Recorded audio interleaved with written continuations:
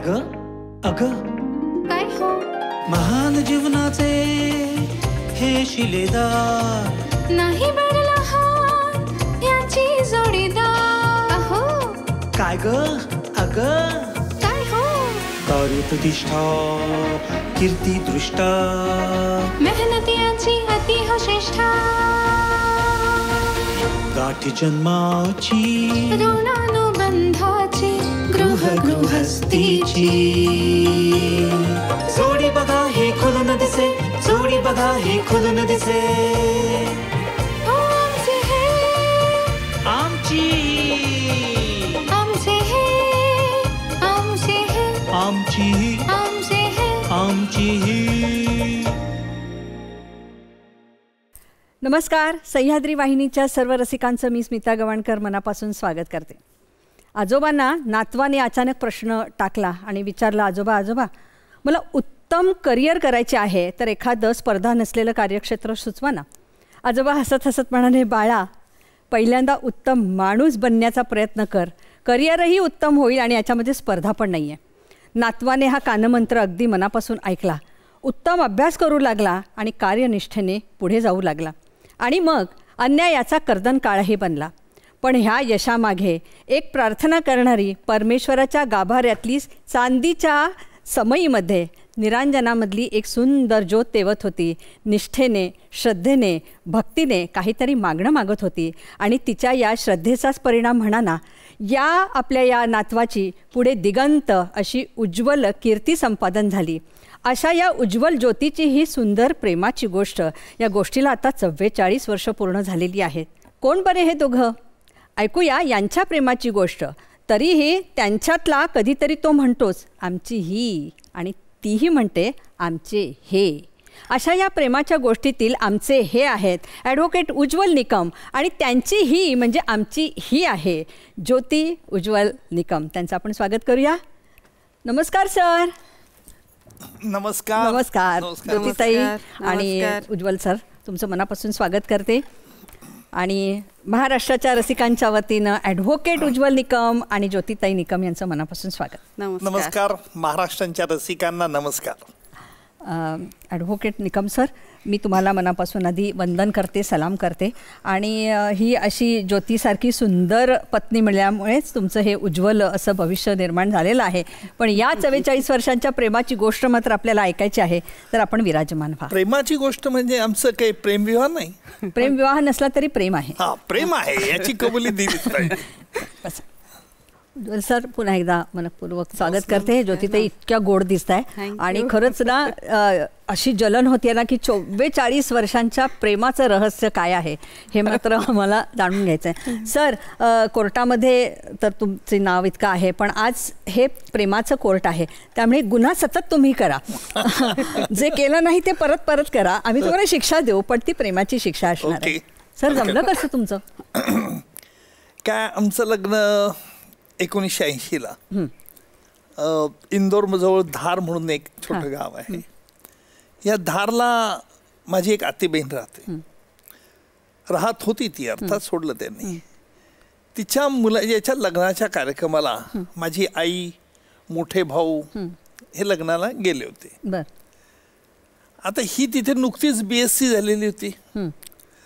आता मी नेहमी म्हणतो की तू फार पुढे पुढे करत होती म्हणून आईला आणि वडील भावाला पसंत पडली.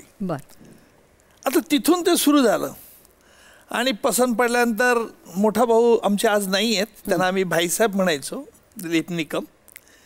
हे फार चिकित्सक होते. ते मायन्यूटली बघत होते ही मुलीला वळण आहे की नाही, ती काय करते आहे काय नाही. नुकतीच BSc झाली होती, हार्डली 20व्या वर्ष नुकतं लागलेलं होतं. आणि मग ही तिला त्यांना पसंत पडल्यानंतर त्यांनी विषय तसा आमच्या मावस बहिणी जो काढला आणि मग तेवढा तो विषय थांबला. पुन्हा काही हालचाल नाही. मला याचा पत्ताही नव्हता. आणि मग एक 8-10 महिन्यांनी हिच्या वडिलांचं पत्र आलं. त्याच्यात तिचा तो फोटो, BSc. अर्थात मग मी, आमचे वडील, नंतर मोठा भाऊ, वहिनी आमच्या, आम्ही सगळे बघायला गेलो आहे. आणि ते नेहमीप्रमाणे बघण्याच्या कार्यक्रमात पोहे ते आणत पोहे. आणि त्यावेळेला काय मी काही प्रश्न विचारण्याचा प्रश्नच नव्हता. आश्चर्य पण सर, अजिबात प्रश्न विचारला नाही. आश्चर्यच आहे. कारण आमच्या त्यावेळेला आई वडिलांना पसंती आपल्याला पसंत. त्याच्यामुळे इतका आज्ञाधारक आहे. सर आज्ञाधारक वगैरे काही नाही. हे चांदचा सूर इतका चांद सारखा इतका सुंदर चेहरा आहे, कोण नाही म्हणेल. त्यामुळे आई वडिलांचं नाव सांगू नका, तुम्ही प्रेमात पडलेला असणार. काय प्रेमात पडलो होतो मी.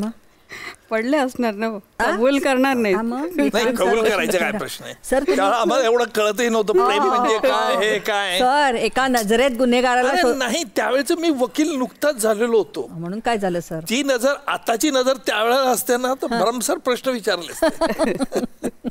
नाही मला नाही वाटत तसे. हे ती पाहताच बाला कलिजा कला असं झाला. नाही, नंतर पडलो प्रेमात. हा नंतर प्रेमात पडलो तो भाग वेगळा, पण लग्नाच्या अगोदर तसं काही नव्हतं. बरं ज्योतिताई, तुमचं काय तुमच्याकडे काय होतं, का तुम्ही असं पुढे पुढे करत होता असं त्यांचं म्हणणं आहे. पुढे पुढे अजिबातच करत नव्हते मी, हे उलटच सांगतायत काहीतरी. बघा स्वभावच माझा असा खूप शांत होता, म्हणजे आहे अजूनही. फार असं जास्त असं कोणाच्या पुढे पुढे करणे किंवा, आणि हे असं लग्न वगैरे तर तेव्हा काही माझ्या डोक्यातही नव्हतं. शिक्षण नुकतंच BSc माझं झालं होतं. MScच्या पहिल्या वर्षाला मी ॲडमिशन घेतलेली होती. मग आम्ही एकमेकांशी बोलत होतो, म्हणजे आमच्या आई, मोठे दीर, असं सहज. कारण ह्यांच्या ज्या आत्ते बहीण होत्या त्या आमच्या घराशेजारीच राहत होत्या. त्याच्यामुळे असं येणं जाणं त्या आत्ते बहिणींच्याकडे आमचं रोजच होतं. म्हणजे आमचे अगदी घरोप्याचे संबंध होते. आणि ती जी आत्ते बहीण होती तिचा खूप ओढा होता माझ्याकडे. आणि ती हेच म्हणायची नेहमी की ज्योती, तू त्याच घरात जायला पाहिजे. अच्छा, म्हणजे ह्यांची पत्नी म्हणून तू तिथेच जायला हवी. माझी तर खूप इच्छा आहे. म्हणून तिने तो तकादा लावून धरला होता. तुला माहिती होतं का? म्हणून तर असं हे सगळं आम्ही केलं ना, पुढे पुढे पुढे पुढे असं करत. मग त्यांनी तेव्हा मला बघितलं, अर्थात बघितल्यानंतर पसंत पडले, म्हणून या पुढच्या गोष्टी सगळ्या झाल्या. आणि तुमच्याकडनं काय होतं, तुमच्याकडे आधीच प्रेमात पडलेला होता तुम्ही? नाही म्हणजे तगादा लावला होता ना. मी बघितलं पहिल्यांदा म्हणजे जेव्हा मला बघायला आले तेव्हा अर्थात सगळे समोर बसलेले. माझे सासरे होते, मोठ्या जाऊ होत्या, हे होते, नणंद होते सगळे. आणि असं सरळ मान वर करून बघायची सुद्धा तेव्हा अशी हिंमत होत नव्हती. म्हणजे मी ह्यांना बघितलं, फक्त घरातनं ओझरतं बघितलं जेव्हा मला बघायला आले. ड्रायव्हिंग करायचं त्यावेळेस बघितलं. आणि आमच्या त्या खिडकीतनं बाहेरचं सगळं दिसायचं. मग हे लोक जेव्हा परत निघाले तेव्हा हे ड्रायव्हिंग करत होते. आणि ड्रायव्हिंग सीट ह्या साईडला होती आमच्या खिडकीच्या बाजूला. पण तेव्हा मी यांना व्यवस्थित बघितलं जाताना. तेव्हा तिला पसंत पडलो. हो हो. मग सर तुम्ही न पसंत पडण्यासारखे काय सर, पोहे आवडले? हे बरोबर बोलले. तुम्ही न पसंत पडण्यासारखे काहीच नाहीये. ऍब्सोल्युटली खरं. त्यावेळेला मी बारीक, एकदम बारीक होतो. वेगळे होते तेव्हा, आता वेगळे दिसतात. आता आवाजात धार आहे, बोलण्यात शब्द फेकायचं सामर्थ्य आहे. त्याला असं काही नव्हतं. इनऑल सगळ्यांना सगळंच पसंत पडलं होतं, ह्यांच्याकडच्यांनाही आणि आमच्याकडच्यांनाही. त्याच्यामुळे शांत स्वभाव तिचा. आमचं एकत्र कुटुंबामध्ये तिचा महत्वाचा रोल आहे. आणि मी हेही सांगायला, आता हे तुम्ही मास्तरीनबाई असल्यामुळे कबूल करायला हरकत नाही की मी जे काही मोठा झालो ते हिच्या त्यागामुळे. म्हणजे 93चा बॉम्बस्फोट असेल, मी घर सोडून यायचो, 8-8 दिवस राहायचो, इथे हॉटेलमध्ये राहायचो. 93 ते 2013 मुंबईला मी हॉटेलमध्ये राहतो. आणि दर आठवड्याचं पीठ, कारण मी राहत होतो ते हॉटेल काही 5 स्टार नव्हतं, साधं 2 स्टार होतं फोर्ट एरियामध्ये, रेसिडेन्सी हॉटेल.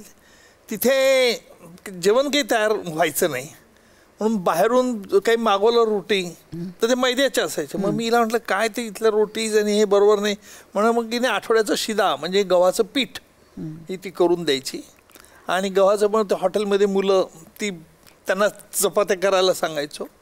आणि मग चपात्या करायला सांगितल्यानंतर त्यांनाही काही म्हटलं तुम्ही खात चाला, कारण त्यांनाही बाहेरूनच मागायला लागायचं. म्हणजे अशा रीतीने ती म्हणते ना, आता म्हणते काही वेळेला, आता दाखवते ती नख काही वेळेला, आतापर्यंत दाखवत नव्हती. सर ती ज्योत आहे, जेव्हा मंद तेवत असते ना तेव्हा तिचा प्रकाश छान असतो. त्याचा अनुभव आलाय मला. काय ना ठिणगी पडली तर मग काय. माझ्यापेक्षा माझा मुलगा चांगलं सांगू शकतो. ज्योतिताई तुम्ही BSc झाला होतात, काय नक्की डोक्यात होतं तुमच्या, म्हणजे कशासाठी, म्हणजे सायन्स घेऊन तुम्ही BSc का झालात, काय करायचं? ऍक्च्युली जेव्हा मी BScला सायन्सला ऍडमिशन घेतली तेव्हा मला डॉक्टर व्हायचं होतं. आणि त्या काळात प्री मेडिकल टेस्ट असायच्या ना, तर त्याच्यामध्ये मला काही टक्का कमी पडला. त्याच्यामुळे मला ते पुढे जाता नाही आलं. तर BScच्या नंतर मग मी MSc झुऑलॉजीला ॲडमिशन घेतली आणि झुऑलॉजीच्या फर्स्ट इयरमध्ये असताना आमचं लग्न झालं.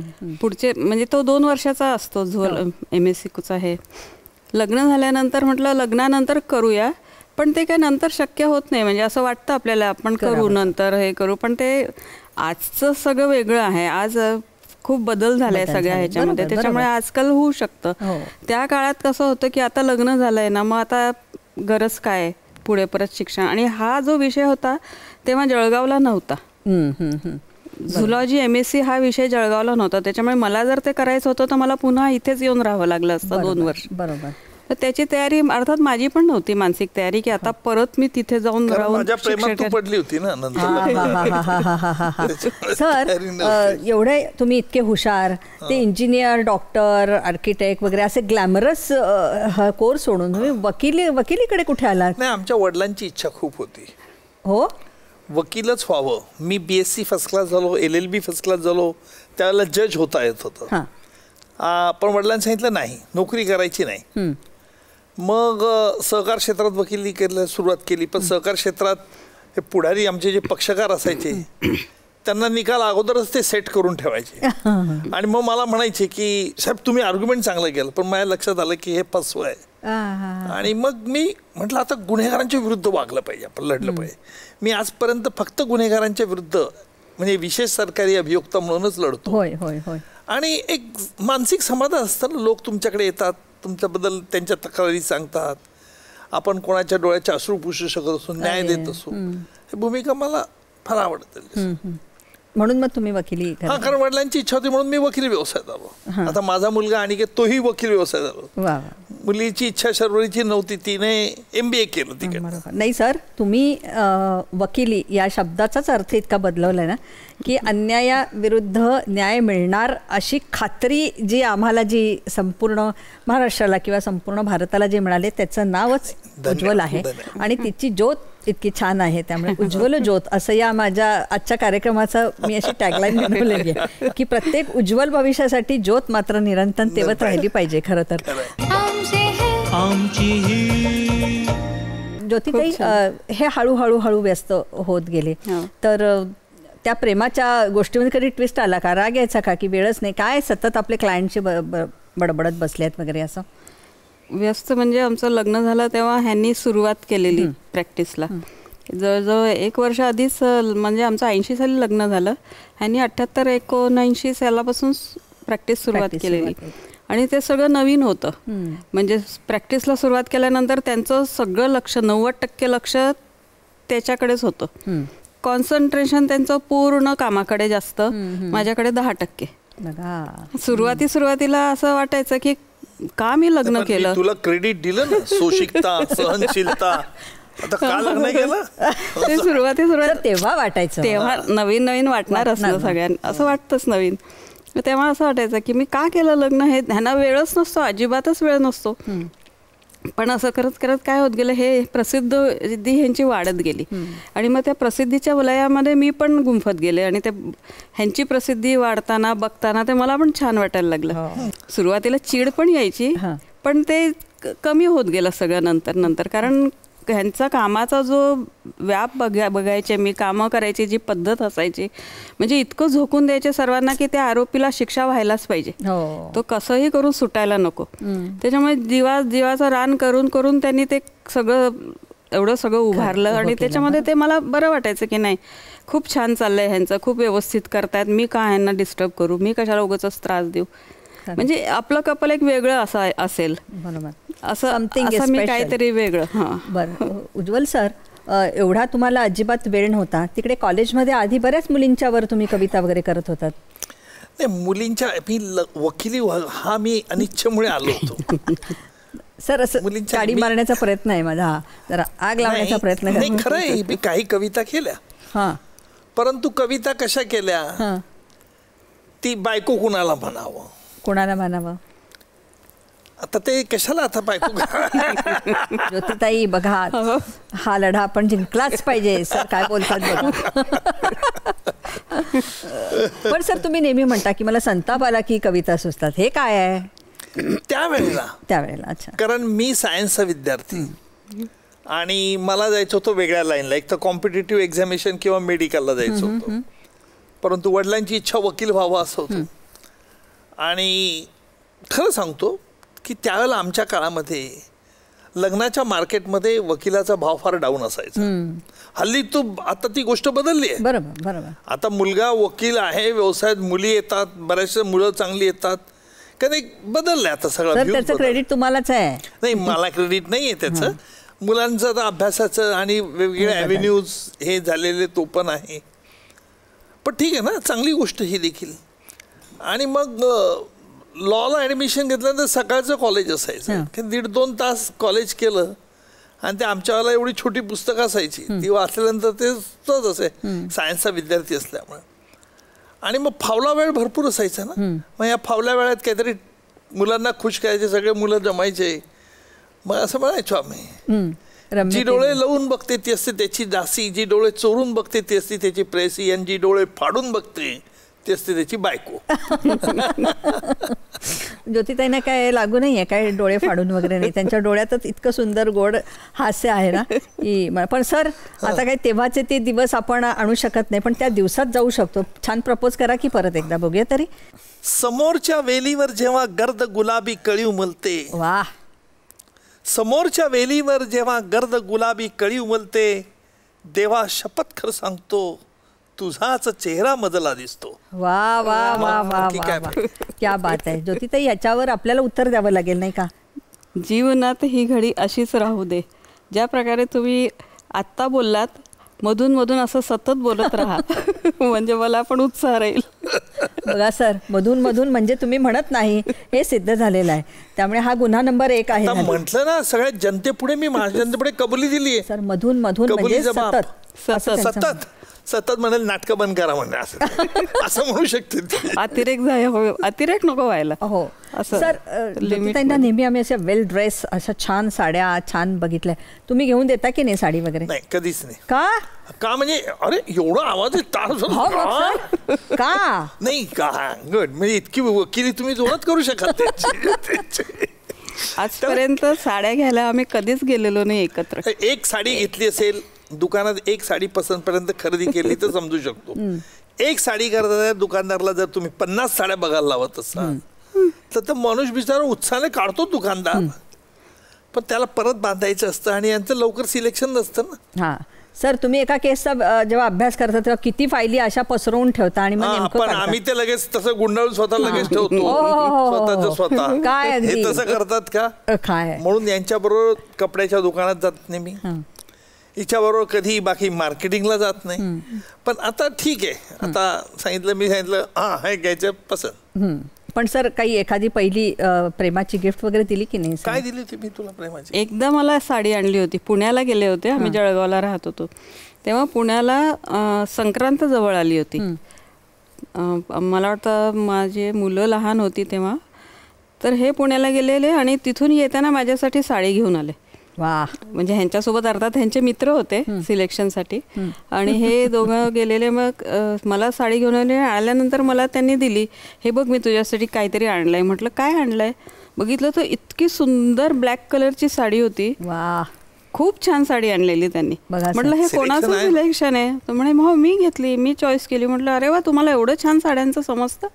हो म्हणे मला. आणि खरंच छान होती ती अशी कॉटन मधलीच होती, पण खूप सुंदर डिझाईन, छान कपडा, छान अगदी मलमल टाईप असं सॉफ्ट साडी. आणि खूप कितीतरी वर्ष मी ती जपून जपून वापरली. वा वा वा वा, खूप छान होती. ज्योतिताई, जेव्हा उज्ज्वल सर जेव्हा ॲडव्होकेट हे नसतात, घरात असतात, तेव्हा कसे असतात? खूप वेगळे असतात. खूप वेगळे म्हणजे घराच्या पायरी उतरले की ते वेगळे अगदी शेर सारखे असतात. आणि घरात आले ना की ते अक्षरशः सगळ्यांमध्ये मिळून मिसळून राहणारे, अजिबात कसला गर्व नाही आज मी एवढा मोठा व्यक्ती आहे ह्याची त्यांना जराशी सुद्धा असं काही असं वाटत नाही की मी एवढा मोठा माणूस आहे. किंवा मग मी प्रत्येकाशी, घरातल्या प्रत्येक व्यक्तीशी, मग ते कोणीही असो, आमच्या घरात कामं करणारे असो, येणारे जाणारे लोक असे, अगदी डाऊन टू अर्थ सगळ्यांशी मिळून मिसळून वागणारे, प्रत्येकाची आपुलकीने काळजी घेणारे, कोणी आजारी पडलं स्वतः त्याला दवाखान्यात नेतील, म्हणजे इतकं असतं. खूप वेगळं. आमच्या सासूबाई नेहमी म्हणायच्या की उदय, ह्यांचं घरात त्यांना उदय म्हणतात. उदय, तू जेव्हा घराची पायरी उतरतो तेव्हा तो खूप वेगळा असतो आणि जेव्हा तू घरात येतो तेव्हा त्याचे अगदी उलट असतो. अरे वा. हा, म्हणजे खूप छान. असं मी बाहेरही फार शांतच असतो, कोर्चस असतो. त्यांना विचारास, मी त्यांनी पहिल्यांदा निमंत्रण दिलं आमचा दूरदर्शनचा कार्यक्रम, म्हटलं येणार, नखरे केले का आम्ही? नाही सर. कुठे भाव खाल्ला का? अजिबात नाही. खरंच नाही. कुठे तक्रार केली का? अजिबात नाही. उशिरा 15-20 मिनिटात कार्यक्रम येतो म्हणून लगेच मेसेज केला की नाही? मग आता सांगा, बाय नेचर ते डाऊन टू अर्थच आहेत, म्हणजे अजिबात गर्व नाहीये त्यांना कसलाही. कशा करता गर्व? उज्ज्वल सर, मला वाटतं नम्रता हीच पहिली यशाची पायरी आहे, म्हणून तुम्ही अशा इतक्या मोठ्या मोठ्या पायऱ्या चढलेल्या आहेत. उज्ज्वल सर, जेव्हा सरकारी वकील असं म्हणून एक बिरुद तुमच्यावर चिकटलं आणि एक आयुष्यामध्ये असा ट्विस्ट आला की आता मुंबई, चलो मुंबई, किती अवघड होतं. आणि ज्योतिताई, तुमच्याही आयुष्यात त्या निमित्ताने एक टर्निंग पॉईंट आला. पहिलं मी तुम्हाला विचारते की कसं हे सगळं सांभाळत, म्हणजे हे मुंबई, तुम्ही तिकडे. 92-93चीच गोष्ट आहे ही. तेव्हा ह्यांना जेव्हा ही ऑफर आली पहिल्यांदा, तर त्यांनी मला सांगितलं घरात की असं असं मला ते मुंबईहून असं हे बॉम्बस्फोट झालेलं आहे, त्या केसेससाठी मला निवड केली गेली आहे आणि आता मला मुंबईला जाऊनच राहावं लागणार आहे. मला ते ऐकून खूप आनंद झाला. पहिलं असं म्हटलं की एवढी मोठी केस, मुंबईचे एवढे मातब्बर वकील सोडून ह्यांना सिलेक्ट केलं, म्हणजे ह्यांच्यात काहीतरी वेगळा स्पार्क बघितला असेल ना, त्याच्यामुळे ह्यांना घेतलं त्यांनी. त्याच्यामुळे मला खूप मी म्हटलं तुम्ही नक्की जा हे. मग ह्यांनी आईंना सांगितलं, घरात सांगितलं, तर आमच्या आईंचा पूर्ण विरोध झाला.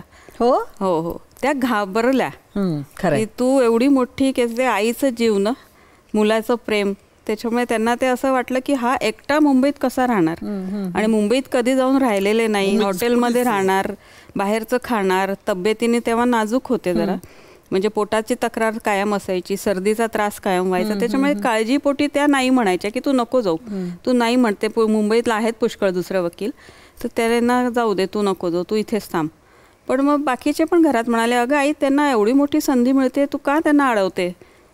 असं करत करत ते आले मुंबईला. सर, तुम्हाला आनंद तर झालाच असेल, पण हे सगळं घर इकडे, म्हणजे घरापासून दूर आणि एकटं राहायचं, काय नेमक्या भावना काय होत्या तेव्हा? नाही, असं आहे, 93ला मी मुंबईला आलो. मुंबईचं मला काही माहीत नव्हतं, मुंबई पोलीस आयुक्तालाही माहीत नव्हतं. आता असं आहे की मी मानसशास्त्रावरती जास्त सायकोलॉजीचा अभ्यास करतो. मला ही कल्पना होती की मुंबईच्या लोकांना किंवा मुंबईकरांना किंवा मुंबईच्या पोलिसांमध्ये आपल्याला जर आपल्या कर्तबगारीने जर विश्वास निर्माण करायचा असेल तर तुम्हाला वेगळं काहीतरी दाखवायला हवं. आणि मग त्याच्यात सिने अभिनेता देखील या 93च्या बॉम्बस्फोटात एक आरोपी होता. आणि मग मला सवय आहे की नेता असो की अभिनेता असो, नेता असो की अभिनेता असो, न्यायदेवता पाहत नाही, खोटी गांधीगिरी करून केलेलं पाप धुतलं जात नाही. काय असतं, प्रसार माध्यमांना देखील हे करणं, त्यांच्या वेगळी छाप टाकणं. मला ही कल्पना होती. सगळं शिक्षण माझं मराठी शाळेतून झालेलं होतं, त्यामुळे इंग्रजी काही माझी मातृभाषा नव्हती, पण इंग्रजी शिकता येतं, बोलता येतं, व्याकरणदृष्ट्या चांगलं बोलता येतं, हा आत्मविश्वास होता. आणि मुलं लहान होती ना, आणि मी दर तिथून रविवारी निघायचो, इथे सोमवार ते शुक्रवारपर्यंत काम करायचो, शुक्रवारच्या रात्रीने मी जायचो.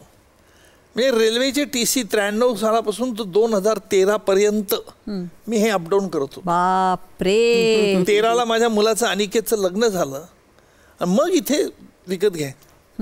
तोपर्यंत ही म्हणत होती त्याच्या अगोदर आपण घर घेऊया मुंबई. म्हटलं आपल्याला राहायचं काय, ते राहायचं नाहीच आहे मुंबईला. मग ते असं सगळं हे झालं. एक अपॉर्च्युनिटी मिळाली, दैव असेल, तुमचं नशिबात असेल तर अनेक गोष्टी चांगल्या आपल्याला करता येतात. एक मात्र मनात पाहिजे आपल्या की आपले विचार स्पष्ट पाहिजेत, बरोबर, स्वच्छ पाहिजेत, आणि एक न्यायाची भूमिका मनात ठेवली तर आपल्या निश्चितपणे करता येतात. जसं तुम्ही वरती जाता तसं तुमचे शत्रू लोक होतात, आपोआप होते टीका. सुरुवातीला मला वाईट वाटायचं, पण आता सवय झालेली आहे, त्याच्यामुळे आता काही मला वाईट वाटत नाही. आणि ही काही वेळेला धीर द्यायला असते ना, हो ही खरोखर मनापासून धीर देत, तशी अबोल आहे, पण काही वेळेला बोलतेस ती, लवकर मिक्सअप होत नाही कोणा, पण मिक्सअप झाली की मग ऐकते. बरोबर. ज्योतिताई, तुम्हाला नाही भीती वाटायची एकटे गेले आहेत, काय धमक्या येतील? नाही, भीती वाटायची, पण मला ना असं माहित नाही का सुरुवातीपासून वाटायचं की ह्यांना काही होणार नाही. हां. एक विश्वास होता की नाही ह्यांना काही होणार नाही, देव पाठीशी आहे आपल्या, चांगलं काम करतायत तर देव ह्यांच्याही पाठीशी कायम उभा राहील.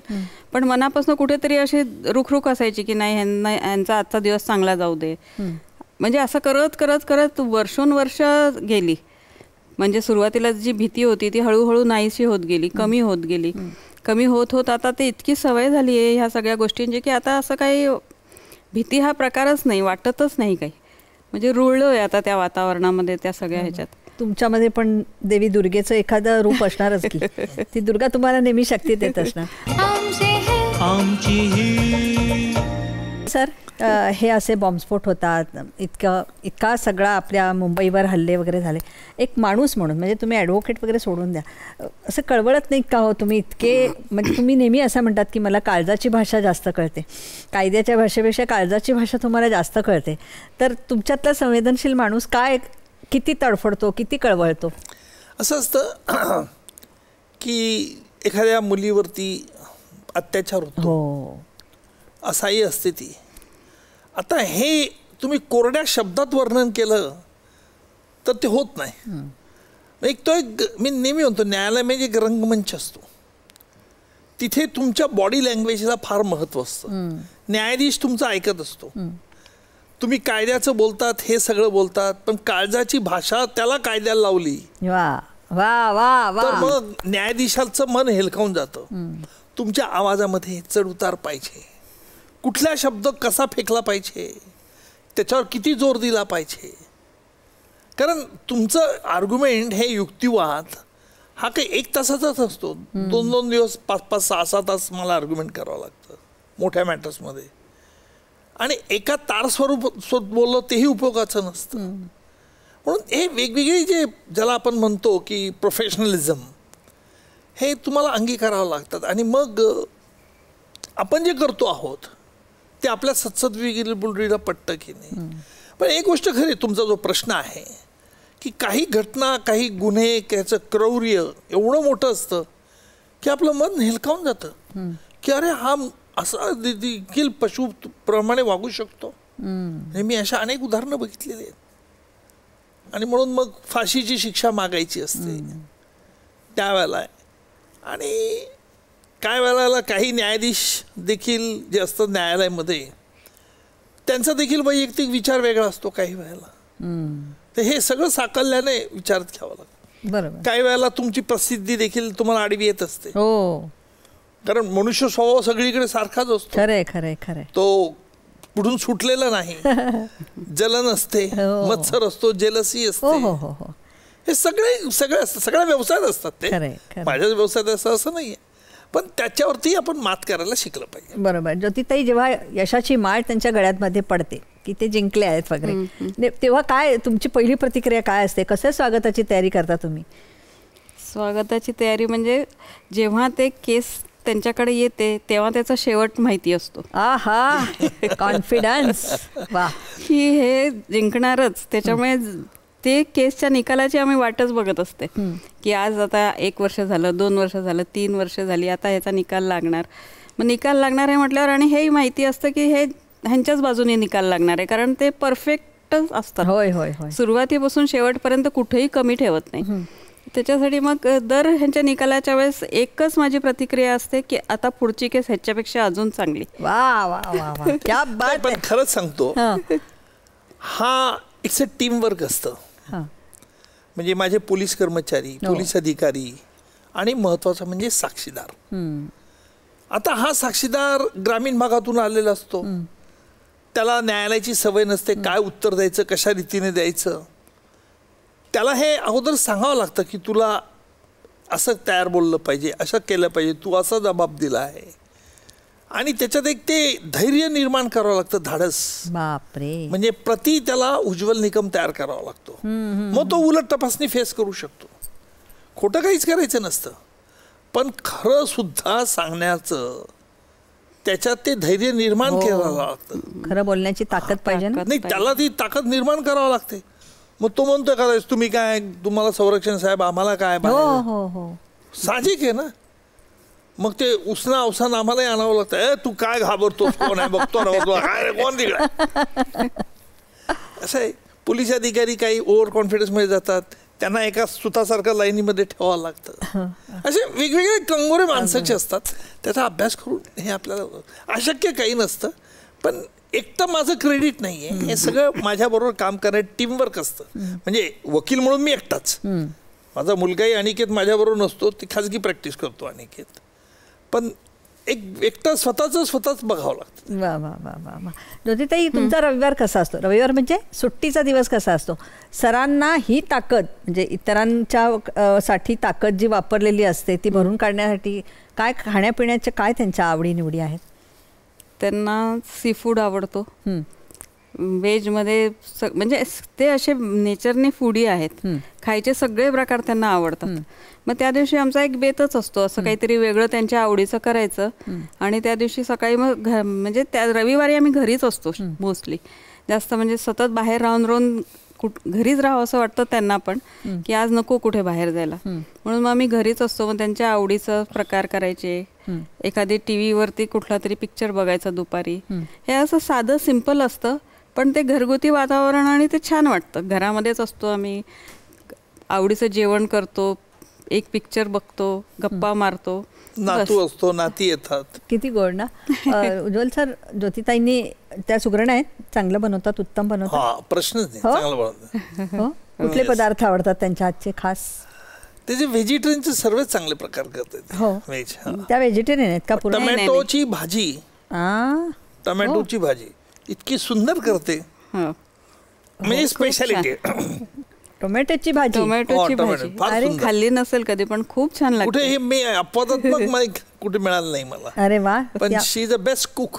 वा वा वा. सर, शब्दांमधून तुम्ही थडाथड बरोबर हे करता, पण ही कवितेतले जे शब्द आहेत त्याची उत्पत्ती, त्याचा जन्म कसा काय झाला? म्हणजे हे रागातून संताप. वकिली व्यवसायात आलो याचा संताप झाला. काहींना प्यायल्यावर कविता सुचते, काहींना बघितल्यावर कविता सुचते. मला संतापाने सुचत गेलं. हे काहीतरी वेगळंच कॉम्बिनेशन असं आहेच. पण उत्स्फूर्तता तुमच्यामध्ये आहे ना. असावी लागते ना, त्याच्याशिवाय मग तुम्हाला शब्दफेक करता येत नाही ना. न्यायालयामध्ये शब्द भांडार तुमचं कसं आहे. काही वेळेला संस्कृत सुभाषिताचा आधार घेतो. तुमचा अभ्यास आहे सर? हो, संस्कृत मी सगळा अभ्यास, म्हणजे फार मोठा अभ्यास नाही तरी पण सुभाषित जी संस्कृतची आहेत त्याच्यात दोन गोष्टी चांगल्या असतात. संस्कृत सुभाषित मी न्यायालयात बऱ्याच वेळेला संस्कृतचा वापर करतो. म्हणजे गुन्हेगाराला कुठली शिक्षा हवी असेल याबद्दल जो युक्तिवाद असतो ना, ते मी मानव राक्षसा परहितम स्वार्था निघ्नंती एतू निघ्नंती निरत्यकम परहितम ते नैक जानेमय. म्हणजे ते मी मानव राक्षसा स्वतःच्या स्वार्थाकरता जे दुसऱ्याला नाश करतात त्यांना मानवरूपी नाश करतात, परंतु जे अकारण दुसऱ्याचा नाश करतात त्यांच्याबद्दल वर्णन करायला आज माझा जो शब्द हा संस्कृत सुभाषित म्हणलं श्लोक म्हटला. न्यायाधीशांना संस्कृत बऱ्याच लोकांना माहिती नसतं, त्याच्यामुळे ते बघत असतात काय बोलतात. आरोपीचे वकील ते माहीत नसतं. पण आपण त्याचं संस्कृत सुभाषितचा अर्थ सांगितला आणि एक मनाला शांतता असते, कारण तुम्हाला त्या फेजमध्ये जावं लागतं. गुन्हेगाराचं क्रौर्य वर्णन करायला तुमचा जो शब्द भांडार हा फार महत्वाचा भाग असतो. हो हो हो. आणि ते शब्द भांडार जर तुमच्या जो असेल ते करता येतं. ज्योतिताई, आता जशी इतक्या वरच्या लेवलला सर आहेत, त्यामुळे आलेली सगळी सुरक्षितता या सगळ्याचा तुम्हाला त्रास होतो का? की आम्ही दोघं असं नाहीच, म्हणजे पाणीपुरी खायला कुठेतरी गेलोय वगैरे वगैरे असं होऊ शकत नाही. नाही होऊ शकत. नाही ना. नाही. मग काय वाटतं तसं? काय ह्यांच्यासोबत नाही जात कुठेच. मग जिथे जिथे सगळीकडे सुरक्षिततेच्या ह्याच्यातच असतो आम्ही. मग अशा काहीच फंक्शनमध्ये असं लग्न आहे, रिसेप्शन्स आहेत किंवा कुठे कोणाच्या घरी काही पार्टीज आहेत, अशा ठिकाणीच आम्ही जातो. पण ह्या ज्या छोट्या छोट्या गोष्टी आहेत त्या ह्यांच्यासोबत नाही एन्जॉय करू शकत. वय पण नाही ना सर. काय प्रेमाला कशाला वयाची अट आहे? काय अपेक्षा काय तुझी सांगा सर. जसं आता पाणीपुरी खायला जातात बरेचसे मग असं हे काय म्हणतात ते हिलाच कणीस आवडणार नाही. खायला. आणि हिलाच आवडणार. आता असं झालंय, आता मला पण नाही आवडत. म्हणजे तिलाच सुरुवातीला खूप वाटायचं तू की हो नाही म्हणणार जायला तर पाहिजे जायला पाहिजे खायला, सगळे जातात आपणही जायला पाहिजे. पण आता मला पण नाहीच, म्हणजे नको ते बरंच वाटत नाही. सवय होऊन गेली आहे ना त्या वातावरणाची, त्या लाईफस्टाईलची. तर त्याच्यामुळे आता असं वाटतं की नको, आपण घरात बनवून खाऊया तिथे जाऊन खाण्यापेक्षा. हो हो हो हो. बघा सर, तुमच्यासाठी किती समर्पणाची म्हणजे प्रेमाची कशी नाही मी कबूल पहिल्यांदाच कन्फेस केलं. मी पहिल्यांदाच कबुली जबाब दिला, तोही महाराष्ट्रातील जनतेपुढे दिलेला. बरं सर, आता प्रेमाचं कोर्ट आहे आणि असं तुम्ही गुन्हा केलेला आहे की ज्योतिताई ना घेऊन तुम्ही पिक्चरला जाणार आहेत, तुम्ही काही वेळेवर आला नाही, तिकीटं फुकट गेलेली आहेत. असं एखादं प्रेमाचं गाणं म्हणा की ती रुसलेली आहे आणि बनवायचं आहे, तर तुम्ही गाणं म्हणावं लागेल तुम्हाला. खरं सांगू का, मी गाणी बिनी काय ऐकत नाही फार. बरं. हे आमच्या घरात हे ऐकतात, पण मी गाणी बिनी ऐकत नाहीत. मी गाणी बघतही नाही. पिक्चरची स्टोरी मी 1 महिना पिक्चर बघितल्यानंतर मी त्यातलं विसरून न जातो. मी हिला विचारतो, उलट पिक्चर बघितलाय का आपण का, त्याची मेमरी माझी फार वीक आहे. हां सर, इतकं हे ताजं टवटवीत प्रफुल्लित राहण्याचं मागचं रहस्य काय? इतका किचकट तुमचा खरं तर व्यवसाय आहे असं आपण म्हणूया. जरी अन्यायाला वाचा फोडत असाल वगैरे, पण तेच तेच तेच करायचं. पण तुम्हाला लोकांचं प्रेम, रिस्पॉन्स हो अजिबात, म्हणजे खूप इतकं मी ठिकठिकाणी जिथे जातो तिथे ओव्हरवेल्मिंग लव्ह अँड अफेक्शन असतं. आणि लोक एवढं तुमच्यावर प्रेम करतात आणि मला जाणीव होते ना. म्हणजे सर मला उदाहरण सांगा ना काही. आता काही उदाहरण ही असल्यामुळे सांगता नाही येणार. मी एक उदाहरण सांगते. सांगा. आम्ही कुठेही लग्नाला जातो ना, तर लग्नाच्या रिसेप्शनला आम्ही स्टेजवर जेव्हा जातो तेव्हा ते जेवढे फोटोग्राफर्स असतात ते नवरा नवरींचे फोटो काढत असतात. आणि आम्ही स्टेजवर गेलो की ते सगळ्यांचे कॅमेरे इकडे वळतात. ते आपले दोघं नवरा नवरी कितीतरी वेळ असे नुसते उभे असतात, पण त्यांनाही त्याची काही खंत नसते. त्यांना आनंद असतो की हे आमच्या लग्नाला आलेत. म्हणजे इतकी गंमत वाटते. मग आम्ही शेवटी यांना म्हणतो की तुम्ही नवरदेव आहात का ते. सगळे फोटोग्राफर सगळ्यांचा ओढा मग यांच्याकडे फोटो काढायला, ऑटोग्राफ घ्यायला, त्या स्टेजवरतीच लग्नाच्याच. म्हणजे तो एक वेगळंच वातावरण होऊन जातं. मग त्याच्यामुळे मग कधी कधी असं वाटतं की थोडी गर्दी कमी होते मग जाऊया, म्हणजे लोकांना पण ते एक जरा वेगळं होतं ना. अटॅचमेंट हा फार महत्वाचा भाग असतो. सर कसं वाटतं मग हे असं इतक्या गर्दीत पुन्हा आपल्याकडे सतत फोकस असतो? नाही, याचा अर्थ असा आहे की लोकांना माझं काम आवडतं. होय, लोक माझ्या मनापासून निस्सीम प्रेम करतात. आणि मलाही वाटतं की असा हा जो रिस्पॉन्स असतो याच्यामुळे आणखी चांगलं काम करण्याची एक आंतरिक मनामध्ये इच्छा निर्माण असते. आणि माझ्या दृष्टिकोनातून हे मोठं औषध आहे माझं. हो हो हो हो. That is the internal tonic. ह्या इंटरनल टॉनिकमुळे मी नेहमीच चांगलं काम करण्याची इच्छा ठेवतो. देवाजवळ प्रार्थना हीच करतो की आपल्या हातून कधीही वाईट गोष्ट घडू नये. हे फार महत्त्वपूर्ण असतं.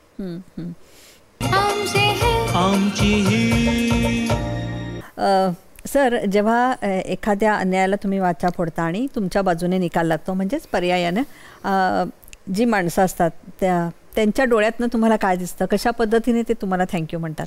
नाही, थँक्यू नाही, म्हणजे माझं आता नातं असं होतं ते फॅमिली मेंबर्स होऊन जातात माझे. म्हणजे आतापर्यंत जे मी खटले चालवले आहेत ना, त्यातली लोक ही आठवणीने माझी आठवण काढतात आणि स्वतःहून मदतीला कुठे येत असतात. हे एवढे रिलेशन डेव्हलप होतात.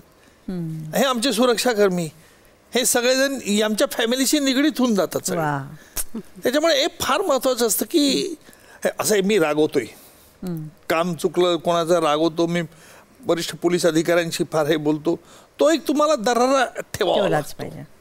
म्हणजे काम आणि हे बाकीचं हे असे 2 सेपरेट कंपार्टमेंट केले पाहिजे आयुष्यामध्ये, प्रत्येकाने केले पाहिजे. पण मीच काहीतरी आणि मीच कुठेतरी मोठा आहे ही भावना मात्र डोक्यात असता कामा नये. ज्योतिताई, तुमचे 44 वर्षात 44 वेळा तरी खटके उडाले का? आणि उडाले काय काय? पण अशी खूप टोकाला जात नाही आमची भांडणं. किरकोळ ह्याच्यावरती थोडंसं काहीतरी कुरबुर होते आणि मग सगळं थांबतं तिथल्या तिथेच. म्हणजे कोण असतं न्यायाधीश? कधी मी, कधी ते. मोस्टली तुम्हीच असणार ना? हो.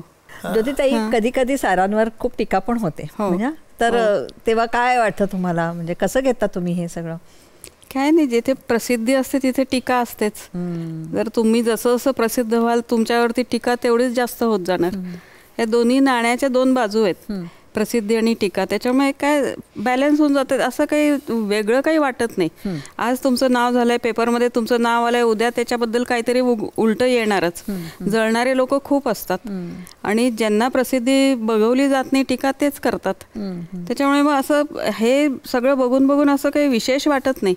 असं वाटतं हां, टीका झाली म्हणजे हे आता अजून प्रसिद्धीची पुढची पायरी चढणार आहेत, असं. म्हणजे त्या सगळ्या ह्याला आम्ही पॉझिटिव्हली घेतो. आपण सकारात्मक आम्ही घेतो. आणि खरं म्हणजे ही जास्त घेते सकारात्मक. वा वा. मी संवेदनशील आहे, त्यामुळे पण त्याच वेळेला ही रिस्पॉन्स नाही सांगते. कधी कधी नर्वस होतात ते की माझ्याबद्दल मी असं काही केलं नाही, मग माझ्याबद्दल असं काय येतंय. म्हटलं आज कुठल्या प्रसिद्ध व्यक्तीला वरतीला नावं ठेवली जात नाहीत. जो प्रसिद्ध आहे त्याच्या पाठीमागे टीका आहेच. त्याच्यामुळे तुम्ही नर्वस होऊच नका.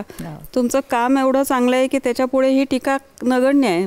त्याच्यामुळे मग असं तर हीच प्रेमाची ताकद की नाही खरं? निश्चित आहे ना. घरातून इतका छान सपोर्ट असेल ना. पण टीका म्हणजे कुठली? मी राजकारणात आलो त्याच्यामुळे ती टीका, बाकी अशी टीका नाही. नाही खूप नाही, पण कधी कधी त्यांच्या कार्यामध्ये बघा दोन प्रकारचं असतंय की टीका ही तुमच्यावरती तुमच्या कार्यामुळे टीका होते, कार्यालयामध्ये नाही. तिथे असं अजिबात टीका नाही. आता थोडंसं राजकारणाकडे आम्ही वळालो तर काही स्पष्ट बोललो. आता सत्यम ब्रूयात प्रियम ब्रूयात न ब्रूयात सत्यम प्रियम. वा. तर हे चालायचंच. तर त्याच्यामुळे तुम्हाला मी त्याला फिकीर देत नाही. पण ठीक आहे, ते लोक तसे जे टीका करतात म्हणतही होते. त्यांच्या काही वेळेला ट्रोलर्स असतात ना, पण फारसं लक्ष मी त्याच्याकडे देत नाही. लक्ष देत काम उत्तम करत जाणे, आपण चांगलं काम करणं. आणि आमची फॅमिली तशी छोटी फॅमिली आता इथे की मुलाचं लग्न झालं, त्याची मिसेस पूजा, माझा नातू अरिंजय, मुलगी जवळच असते तिकडे राहते, तिचंही लग्न झालंय, तिचे मिस्टर महेश आणि 2 नाती. त्याच्यामुळे आमचा अरिंजय तसा बदमाश आहे. सर, तुमच्या आईने हे यश पाहिलं म्हणजे असं इतका मोठा वकील आई वडिलांनी? येस, आईने पाहिलं. वडील दुर्दैवाने अगोदर वारले. वडील वारले त्याला बॉम्बस्फोटही माझ्याकडे नव्हती आणि वडिलांनी काही पाहिलं नाही, पण आईने निश्चित पाहिलं. आईला फार भीती वाटायची. हो तेच. त्याच्यामुळे नेहमीच तू काय बोलतोस, ती टीव्ही लावून बघायची, मला रागवायची, तू कशाला बोलतो एवढं स्पष्टपणे, गुन्हेगारांच्या विरुद्ध बोलू नये, असं नाही. आईचंच हृदय ते. आईचं हृदय नाही का? सर, तुम्ही कुठेही गेलात आणि कितीही आता यशाच्या पायऱ्या चढलात तरी आपला कसाब काही तुमच्या सावलीच्या इथून जाणार नाही. म्हणजे तो कसाबचा विषय आल्याशिवाय राहणार नाही. ज्योतिताई, मी तुम्हाला आधी विचारते की इतकी ती सेन्सिटिव्ह केस, तुमचं काय कसं होतं तेव्हा घरातलं वातावरण? काय नाही, जसं आहे तसं नॉर्मल. कारण इतर केसेसप्रमाणे ही पण केस, बाकीच्या पण केसेस अशा सगळ्या संवेदनशीलच होत्या. ही केस पण त्याचप्रमाणे, म्हणजे असं वेगळं काही वाटलं नाही की ही केस आहे कसाब आहे. कारण आता बॉम्बस्फोटच्या ज्या केसेस झाल्या त्याच्यामध्ये पण सगळे आरोपी असेच होते, एकापेक्षा एक वरचढच होते सगळे. त्याच्यानंतर कसाब आला, तो मुलगा 20-21 वर्षाचा मुलगा, पण त्यांनी एवढा धुमाकूळ घातला. म्हणजे आम्हाला आश्चर्य वाटायचं की असे कसे असू शकतात लोक, इतके कसे निर्दयी असू शकतात. आणि जेव्हा ती केस ह्यांच्याकडे आली, मग हे एक किस्से आम्हाला सांगायचे की आज असं झालं, आज शनिवार रविवार जळगावला यायचे, मग त्याच्याबद्दल सगळं सांगायचे की तो असा आहे. एवढा लहान असून सुद्धा ते लोक मनाने इतके पक्के असतात की स्वतःचा जीव गेला तरी चालेल, पण त्यांना जे काम दिलेलं आहे ते केल्याशिवाय ते काही थांबणार नाही. पण ते गुन्हेगारी जगातलं एक मोठं दुर्दैवच आहे कसाबसारखी लोक. पण ह्यांनी ते केस पण खूप चांगली हँडल केली. आणि सुरुवातीला जरा वाटली भीती की हा मनुष्य, ह्याच्या पाठीमागे खूप लोक असतील. हो ना. ते लोकांनी जर ह्यांना काही केलं किंवा मग त्याचा काही विपरीत परिणाम झाले, ह्यांना काही दुखापत झाली, काय झालं, असं थोडंसं टेन्शन आलं होतं सुरुवातीला जेव्हा ही केस घेतली त्यांनी. पण जसं जसं ही केस पुढे जायला लागली आणि एक एक गोष्टी घडत गेल्या, कळत गेल्या, त्याच्यामुळे मग भीती अशी कमी झाली. पण असं सारखं वाटायला लागलं की ह्या माणसाला फासावर चढवल्याशिवाय ह्यांनी थांबूच नाही. क्या बात आहे. ज्योतिताई आज इतक्या भरभरून बोलतायत यावर. सर तुम्ही काय सांगाल का? तुम्ही तुमची मनस्थिती, तुमचं कॉन्सन्ट्रेशन कसं ठेवलं त्यावेळेला? रोजच्या रोज काहीतरी घडत होतं, लोकांचे डोळे लागलेले त्या केसकडे. नाही, असं आहे की कुठली केस चालवताना माझं अंतिम टार्गेट काय आहे. माझं कसाबची केस चालवताना 2 उद्दिष्ट होते. पहिलं म्हणजे उद्दिष्ट होतं की 26/11चा दहशतवादी हल्ला हा मुंबईवरती हॉटेल ओबेरॉय, ताज, नरिमन हाऊन CST केला. हा अशा प्रकारचे इंडिव्हिज्युअल हे हल्ले ह्या 10 अतिरेक्यांनी केलं, याला आपल्याला भारताशी यांनी युद्ध केलं 10 अतिरेक्यांनी, हा आरोप लावता येईल का? नंबर 1. नंबर 2 की यांनी हा हल्ला करण्याचं उद्दिष्ट काय, नंबर 2. आणि यामागे जी शक्ती आहे देशाबाहेरची, त्या शक्तीचा पर्दाफाश कसा करता येईल. बरोबर. आणि मला अतिशय आनंद होतोय की काही गोष्टी मला ऑन कॅमेरा बोलता येणार नाही, परंतु या 3ही गोष्टी मी आज सिद्ध केल्या आहेत. हो. म्हणजे मी आश्चर्य वाटेल की मी भारत सरकारच्या अधिकृत शिष्टमंडळाचा आम्ही 4 जणांचं कसाबला फाशी दिल्यानंतर पाकिस्तानला गेलो होतो. तिथल्या अधिकाऱ्यांशी चर्चा केली की ज्यांनी हा कट रचला त्यांच्याविरुद्ध तुम्ही काय केलं. हे 10 अतिरेकीपैकी 9 अतिरेकी मारले गेले. कसाबला कायद्याने आम्ही कोर्टाने फाशी दिली, परंतु ज्यांनी कट रचला त्यांच्याविरुद्ध तुमची काय कारवाई, आणि तुम्ही यांना पकडून ठेवलं आहे, त्याचं शेवटी फलित काय झालं. त्यांचं उत्तर होतं की इंडिया ने हमें कुछ सबूत नहीं दिए. म्हटलं साजिश केली तुमच्या देशात, तुम्ही सबूत मागायला पाहिजे होते, तुम्ही शोधले पाहिजे होते सबूत, पुरावा तुम्ही शोधायचा आहे. ते काय ऐकलं नाही. त्यांची ॲडॅमनची भूमिका होती. आणि लष्कर तोयबा जमात उत दावाचे जे मुख्य होते त्यांना पकडलेलं नव्हतं. हाफिज सईद असेल, झकीर रहमानला कळलं. इथे आल्यानंतर मग डेव्हिड हेडली ह्याने हा मुंबईला 26/11च्या अगोदर हल्ला केला होता. म्हणजे तो येऊन गेला होता हल्ल्याच्या अगोदर, फोटोग्राफ्स काढले होते, आणि त्याला शिकागो न्यायालयाने 35 वर्षाची शिक्षा दिली. आणि म्हटलं मग या डेव्हिड हेडलीची आपण साक्ष घेतली पाहिजे. बघा, डेव्हिड हेडली पोलीस अधिकाऱ्यांचा विरोध होता की डेव्हिड हेडली देखील आरोपी आहे, त्याची कशी साक्ष घेता येईल. म्हटलं मला चाणक्य नीती माहिती आहे. डेव्हिड हेडली हा काही येऊ शकत नाही, कारण शिकागोमध्ये त्याने प्ली बार्गेन ॲग्रीमेंट खाली त्याला 35 वर्षाची शिक्षा झाली.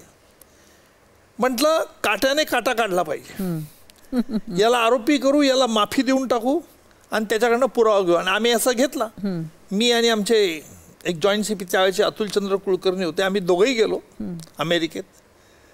आणि त्यावेळेचे मुख्यमंत्री, तत्कालीन मुख्यमंत्री देवेंद्रजी फडणवीस यांची मदत झाली. अमेरिकेत जाऊन तिथून व्हिडिओ लिंकने त्यांच्या अधिकाऱ्यांची चर्चा करून आम्ही परत आलो आणि मी त्या डेव्हिड हेडलीचा सगळा पुरावा घेतला. त्याने सगळं सांगितलं की ISIशी संबंध कुणाचे आहेत. तो पुरावा आम्ही पाकिस्तानला पाठवला. पाकिस्तान चूप बसलं. त्याच्यामुळे एक फोरसाईट आपल्याला आयुष्यामध्ये कोणत्याही व्यवसायात असो, तुमच्याकडे फोरसाईट असणं हे फार महत्त्वाचं. काय होऊ शकेल, काय घडू शकेल हे तुम्हाला त्याचा अंदाज यायला पाहिजे. कुठलाही असं, हाच वकिली व्यवसाय असं नाही आहे, प्रत्येक व्यवसायामध्ये मी असं केलं तर त्याचे परिणाम काय होऊ शकतात. आणि कसाबचं झालं तर बदले तुमने रंग बहुत, बदले बहुत नकाब, वाह, फांसी तक ला ही दिया हमने तुझे कसाब. या वाह, अरे वाह वाह वाह, क्या बात आहे, क्या बात आहे. पण मला इतकं छान वाटलं की तुम्ही त्यांच्याबरोबर घरात डिस्कशन करून एक वेगळ्या पद्धतीचं मार्गदर्शन किंवा एक पॉवर वाढवण्याचं काम घरामधूनच. नाही, नक्की ते क्रेडिट मी देतो ना. ज्यावेळेला काही मी दोलायमान परिस्थितीत असतो, कुठेतरी थोडंसं विमनस्क असतो, त्या आय शेअर सच. सगळ्याच गोष्टी व्यवसायातल्या मी शेअर करत नाही, कारण तिलाही काय दुःख देण्याचं काही कारण नाही, परंतु सांगतो. मग मी असेल, माझा मुलगा अनिकेत असेल, आम्ही वी डिस्कस. ज्योतिताई, हे डिस्टर्ब असेल तुम्हाला लगेच कळतं. हो, त्यांचा चेहरा इतका बोलतो, कारण माझा सेन्सिटिव्ह आहे ना. हे स्वच्छ माणसाचं लक्षण आहे. तू 44 वर्षांनी विचारतात, माहिती ना. असं नाही. सरांना बनवायची काय आहे, काय म्हणजे सरांना कशामुळे आनंद होऊ शकतो, कशामुळे ते त्यांचा मूड चेंज होऊ शकतो. चांगलं काहीतरी खायला केलं की ते लगेच खुश होतात. त्यातलं त्यांच्या आवडीचं, त्यांना भजे आवडतात, त्याच्यानंतर बिर्याणी आवडते. म्हणजे असे खायचे प्रकार, काही प्रकारचे स्नॅक्स आवडतात. आता खूपच मूड ऑफ असेल आणि काहीतरी चला आपण काहीतरी चांगलं करूया खायला, मग ते खायचं, गप्पा मारायच्या. ते लगेचच असे काही फार ते असे सेन्सिटिव्ह आहेत, ते असे खूप वेळ रुसणं बिसणं असं काही होत नाही त्यांच्याकडून.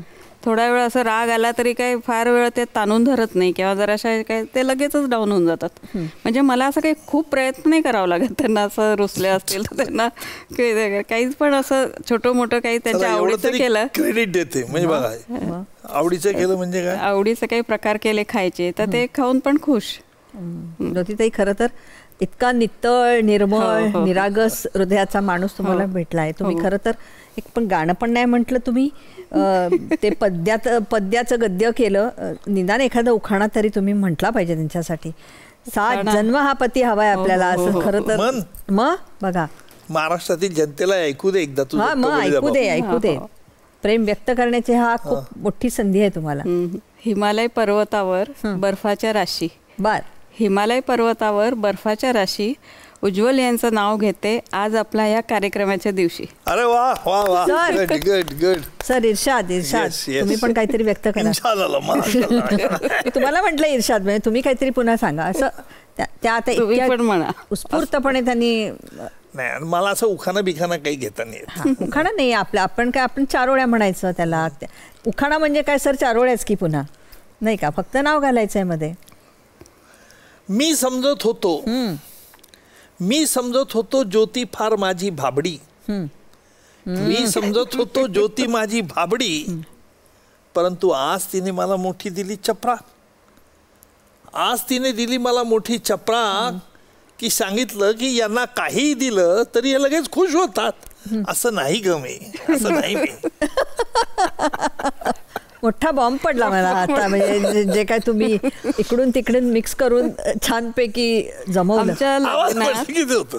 लग्नात आमच्या उखाणे ह्यांनी जे घेतलेले ना, ते आजपर्यंत सगळ्यांना आठवतात. इतके सुंदर उखाणे घेतले होते. सर, कुठला? आता ते त्यांनी आमच्या मित्रांनी तयार करून दिलेले होते. मी काही तयार केलेलं तेव्हा पाठ केले, ते पाठ केलेले होते सगळे. ते म्हणजे तो मित्र म्हणजे साहित्यिक मित्र होता. बर. आणि ते साहित्याच्या भाषेत तो बोलला होता. आणि ते धार म्हणजे कुठलं काय, ते पर्वत नदी, हे ते अलंकारिक शब्द, मोठे अलंकारिक शब्द.